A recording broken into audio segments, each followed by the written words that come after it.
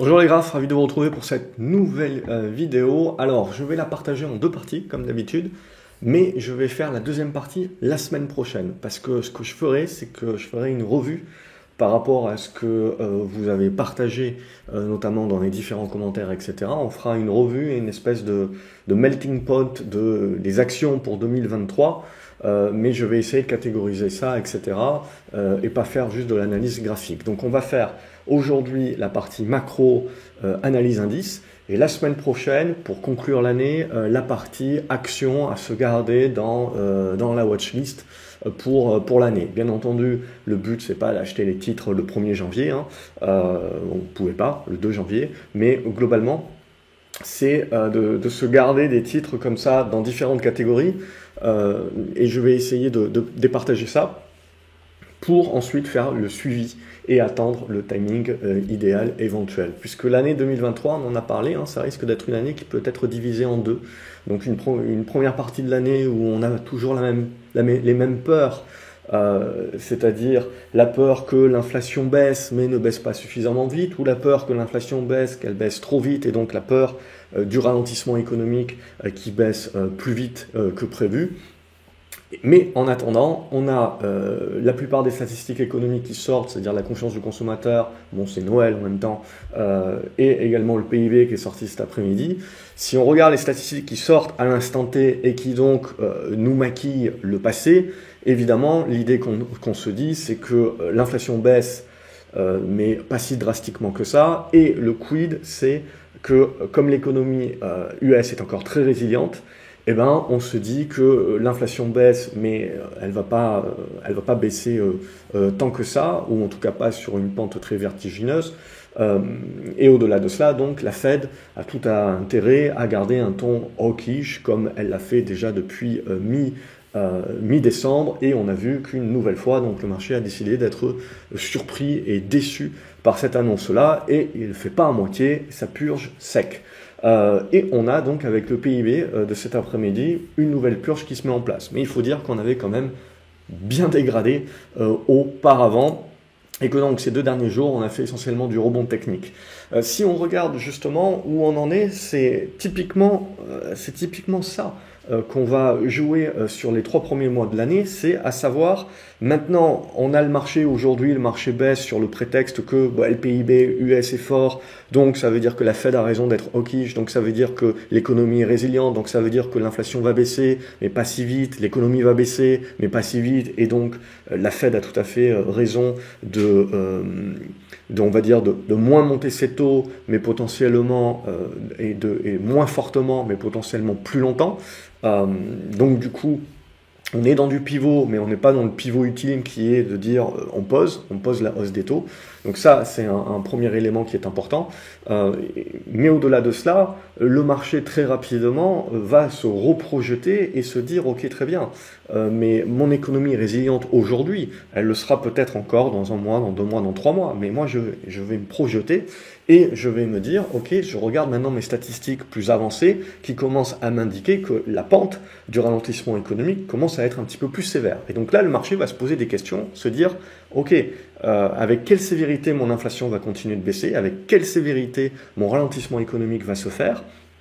Et en fonction de ça, je vais re-anticiper, est-ce que ma banque centrale, Fed, qui pour l'instant joue le côté je suis en contrôle, repaniquera justement sur le fait que tout est en train de se casser un petit peu la figure, et que du coup, ça nous remet sur le coin de la musette, comme les taux sont élevés, et si le ralentissement économique s'accélère, etc., il risque d'y avoir quelques crises de liquidité, quelques crises de dette, un petit peu ça et là, avec l'effet domino collatéral que ça peut mettre en place. Et ça peut être un autre tournant avec du quantitative easing qui ressort, etc. et les banques centrales qui retournent leur veste. Donc on le voit également, ce qui est important de comprendre, c'est que on continue à raser gratuit au niveau des gouvernements. Donc aujourd'hui, même si les taux à court terme réels sont redevenus positifs, ce qu'il faut bien comprendre, c'est que le politique, pour l'instant, fonctionne encore comme si l'argent était gratuit ou quasiment gratuit. Et donc, on est toujours dans cet élément où vous avez les banques centrales qui appuient sur le frein, mais les gouvernements qui continuent d'appuyer sur l'accélérateur avec différents plans d'aide et de soutien. Et tout ça, il va falloir que ça prenne fin, évidemment. Et c'est quand ça va prendre fin qu'on va se retrouver avec cet effet ciseau où l'inflation, du coup, aura un pouvoir moindre et pareillement, le ralentissement économique, il y aura un petit peu moins de soutien aux consommateurs. Et là, évidemment, on vous expliquera que finalement, il faut peut-être accepter un petit peu d'inflation et donc refaire marcher la planche à billets pour soutenir l'économie. Donc ça sera une autre étape. Et puis on reparlera éventuellement du risque déflationniste, parce que si l'inflation commence à tanguer bien fortement, vous allez voir que le comble, ça va être qu'à un moment donné, on aura peur de la déflation.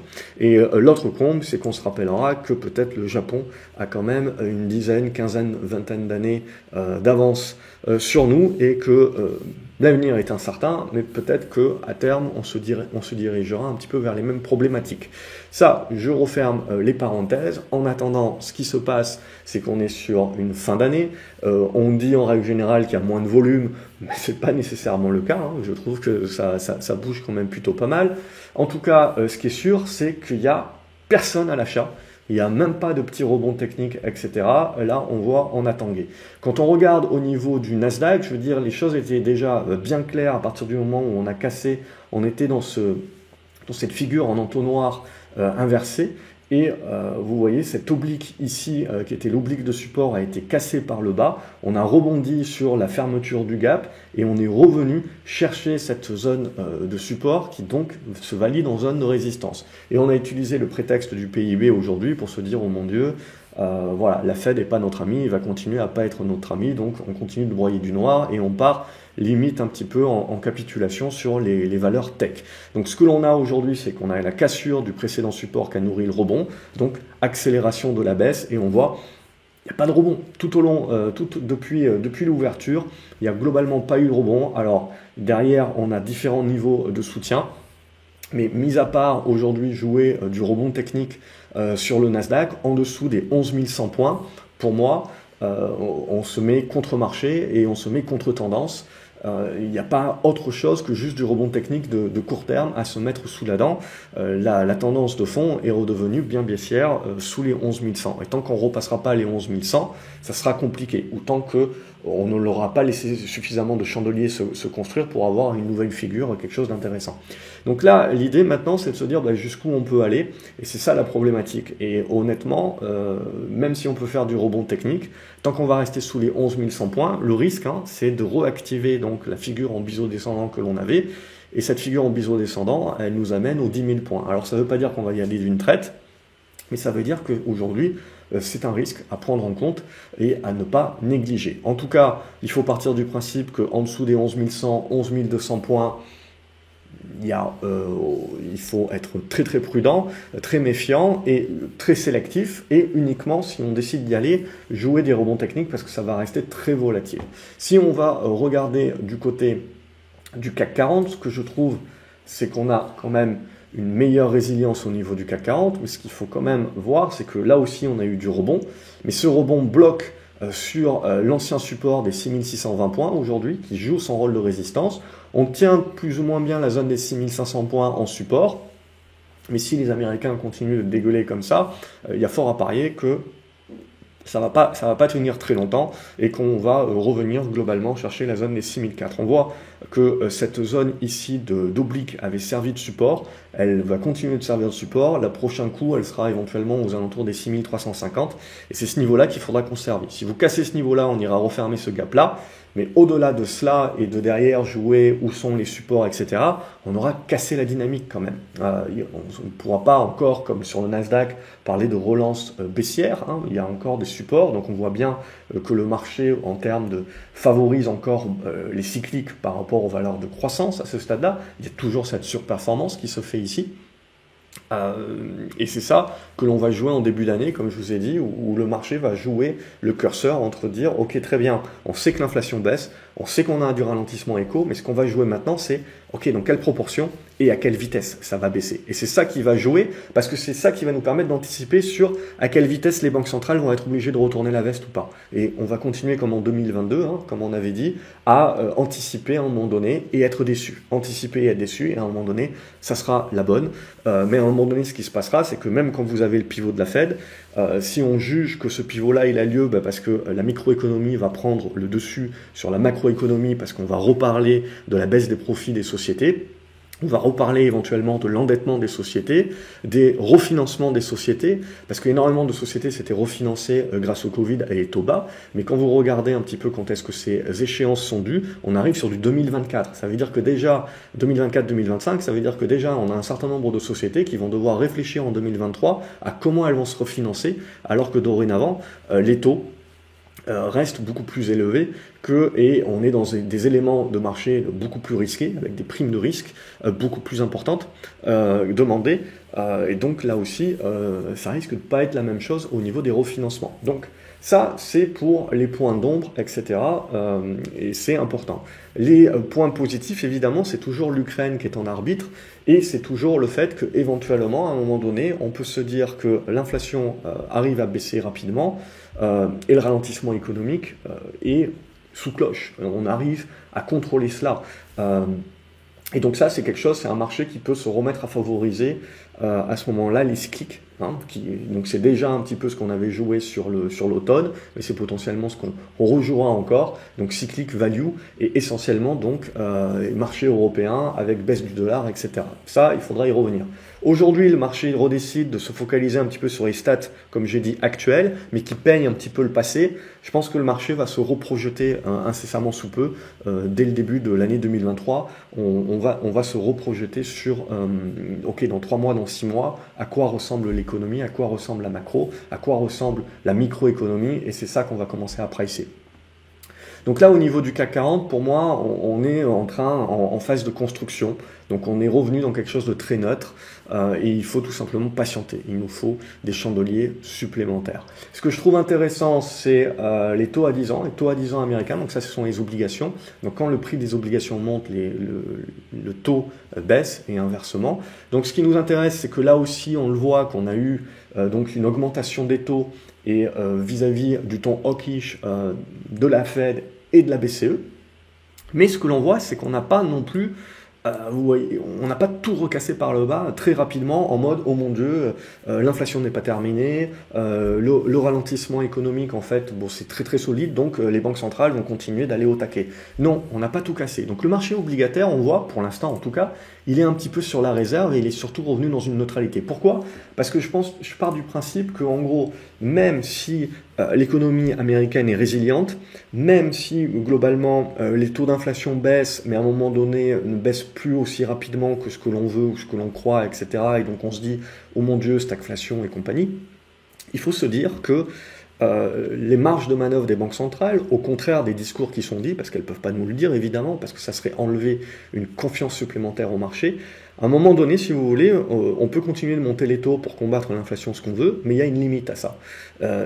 Pour moi, 5%, ça va être la limite pour la Fed, et globalement, 3%, c'est la grosse limite pour la BCE. Parce que, comme je vous l'ai dit, on a un paquet de business et d'États qui sont continuellement en train de se refinancer. L'idée, c'est pas de penser qu'on va rembourser la dette. Je vous rappelle, la dette, c'est quelque chose de perpétuel. On fait juste du refinancement et on renouvelle. Mais la problématique, c'est qu'on renouvelle avec des taux plus élevés que ce qu'on avait refinancé auparavant. Donc à un moment donné, ça va coincer, si vous voulez. C'est-à-dire qu'on n'est pas dans les mêmes conditions que les années 70, où on avait des dettes État ou des dettes de société qui étaient en dessous des 50%, et donc on pouvait réellement se battre contre l'inflation en augmentant les taux à des niveaux supérieurs à l'inflation. Or là, ce que nous avons, c'est qu'une des raisons pour laquelle la transition met tant de temps à se mettre en place, c'est qu'on combat l'inflation, mais on combat l'inflation avec ce qu'on peut, c'est-à-dire qu'on ne peut pas augmenter les taux au-delà des niveaux d'inflation aujourd'hui, et donc on est obligé de jouer la montre. Et donc, clairement, à un moment donné, si vous voulez, on peut ralentir l'économie, etc., mais à un moment donné, vous êtes obligé de stopper parce que vous créez vous-même une crise de la dette. Donc pour moi, c'est ce qu'on aura en 2023, c'est se rendre compte, et peut-être dans les discours aussi, se rendre compte que les banques centrales, à un moment donné, même si l'inflation et un petit peu plus sticky, comme disent les Américains, c'est-à-dire qu'elle baisse mais pas suffisamment vite, etc., on arrêtera de jouer la rhétorique qu'on a encore une fois joué là sur les marchés de « Oh mon Dieu, les banques centrales vont continuer de monter les taux ». Je pense qu'on a pricé actuellement le maximum que les banques centrales pouvaient monter les taux, et que donc dorénavant, si vous voulez, c'est vraiment l'aspect récession, ralentissement qui va être prédominant plus que l'inflation, parce qu'on va partir du principe que pour moi, ce qui est plein important, ça va être un petit peu la vitesse des courbes. Et comme je vous l'ai dit, on en reparlera peut-être dans quelques mois, mais si l'inflation commence vraiment à baisser rapidement et qu'on commence à se dire qu'en plus on va rajouter sous le couvert une récession un petit peu plus dure, vous le verrez, hein, je vous le donne en mille, on reparlera de la problématique de déflation. Mais pour l'instant, nous n'y sommes pas encore, et à ce stade-là, les taux également nous démontrent qu'on n'y est pas encore, on n'a pas décidé. Alors que quand on regarde le Nasdaq, on se dit « Oula, c'est très très moche », mais quand on regarde les taux, pour l'instant, on ne s'est pas encore décidé. Donc pour moi, c'est très neutre ici. Ça casse par le haut, ça voudra dire que le marché joue la récession, et donc joue le retour sur l'obligataire, etc., en tant qu'alternative, ce que vous voulez. Si on commence à casser par le bas, on joue la stagflation. Donc c'est aussi simple que ça, et comme vous le voyez, entre les deux, on n'a pas vraiment de décision, donc il faut laisser un petit peu la construction se faire, et globalement, c'est ce que nous dit le marché. Le marché, en gros, il a globalement bien pris en compte que l'économie était plus résiliente que ça, mais il prend également en compte que c'est peut-être un facteur de quelques mois pour se donner un peu plus de statistiques qui nous permettront de nous projeter et de nous dire ok, est-ce qu'on va commencer maintenant à vraiment dégrader beaucoup plus rapidement? Parce que si vous voulez, grâce au Covid, grâce aux aides, etc., c'est ça qui ralentit un petit peu la dégradation. Mais à un moment donné, quand on va couper le cordon, c'est ça aussi qui peut déclencher l'accélération de ce ralentissement. Donc c'est ça qui nous reste encore à dimensionner, et je pars du principe que les 3 premiers mois de l'année 2023, ça sera grosso modo ce que le marché commencera à nous pricer et à nous divulguer via la psychologie des foules et donc via les graphiques. Sinon, quand on va regarder le Brent également, c'est « Oh mon Dieu, le Brent baisse, donc la récession, etc. » Oui, mais il faut aussi prendre en considération que, ma foi, on reste dans des grosses tendances haussières de fond. Il ne faut pas omettre que la baisse du pétrole est à relativiser aussi. Alors c'est quand même des baisses de 20% si on prend les plus hauts de novembre, très bien. Mais ça veut dire quoi? Ça veut dire ok, ralentissement économique, mais on voit que pour l'instant on tient les 76. Donc même si on devait casser les 76, on irait chercher, je sais pas, les 60 potentiellement, mais il ne faudrait pas omettre qu'on resterait dans les tendances haussières de fond. Et donc ça ne serait que valider la baisse de la demande, le ralentissement économique avec plus ou moins de force, donc ça va nous servir d'indicateur aussi. Mais à ce stade-là, on voit que voilà, on valide bien, parce que ça aussi le marché se projette, on a bien validé, je pense pour moi, la résilience de l'économie, et donc c'est ce que l'on voit dans les statistiques, ce qu'on a déjà pricé il y a 6 mois, et là on est en train de pricer qu'on est en train d'accélérer les choses. Mais on pricera véritablement le fait que ce ralentissement économique va être plus fort que ce que l'on croit et que ce que les banques centrales croient, que si on lâche les 75. Mais toujours à long terme, je resterai quand même avec une dimension haussière sur les matières premières d'une manière générale, parce qu'on est en déficit d'offres, et donc vous avez beau tuer la demande peut-être sur quelques mois, une année, en effet ça va réduire les prix, mais c'est une réduction pour moi, c'est une correction qui est court terme dans une tendance long terme de fond qui reste haussière, parce qu'il y a toujours une démographie croissante, une demande croissante, et il y en a moins, et ça coûte plus cher pour l'extraire. Donc à un moment donné, si vous voulez, il y a les lois de la physique et économique qui rentrent en ligne de compte. Donc c'est là aussi où, ce que je vous répète déjà depuis très longtemps, c'est de bien prendre en considération que ces années 2022-2023 sont les années de transition, et c'est bien là où il faut faire attention de ne pas se noyer entre qu'est-ce qu'est en train de me jouer le marché à court terme, mais qu'est-ce qu'en fait, quand je prends de la perspective, on est en train de faire sur du long terme. Donc c'est ça, pour moi, qui est clairement le plus important dans cet aspect-là. On va regarder le CAC 40, mais je l'ai fait, je perds un petit peu la boule. Fin de semaine, alors il reste encore une journée de cotation demain, mais ça sera, tiens, on va faire l'euro-dollar. Donc aujourd'hui, on a l'euro-dollar, alors c'est intéressant, parce que on voit que le dollar commence un petit peu à se renforcer. Et évidemment, on va utiliser le prétexte de la statistique économique, du fait que l'économie américaine est résiliente, donc le dollar un petit peu est toujours en mode fourre-tout et en mode défense. Très bien. Mais il faut aussi prendre en considération que depuis que tout le monde nous a annoncé la fin de l'euro, on a quand même regagné 7-8% sur l'euro. Et que ça, il faut aussi un petit peu le consolider.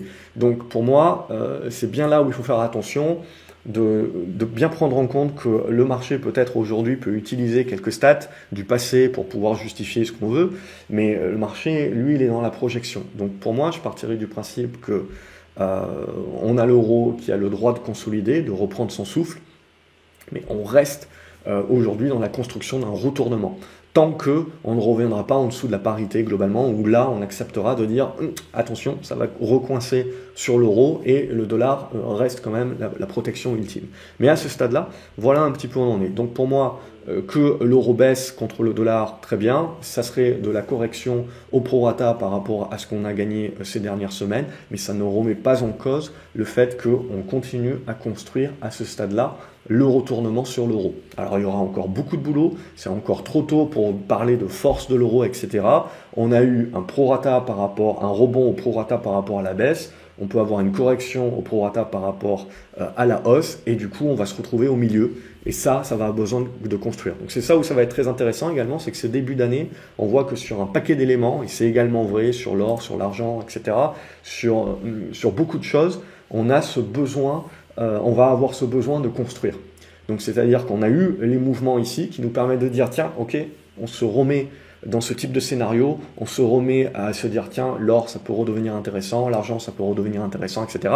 Mais on va avoir besoin de le construire. Donc on voit là aussi l'or a réagi assez fortement à la stat, mais également d'un point de vue graphique, on est également dans une volonté de dire ok, oui c'est normal si on consolide un petit peu une partie du rebond. Ce qui sera important, c'est de conserver les 1730 $, et ça sera de construire dans cette zone-là. Et après la construction, si on commence à sortir par le haut, là, le marché commencera à nous valider qui joue les scénarios qu'on a exposés à nouveau sur du moyen long terme. Et donc, on joue à nouveau la baisse du dollar, la baisse des taux, etc. et l'aspect plus récessif.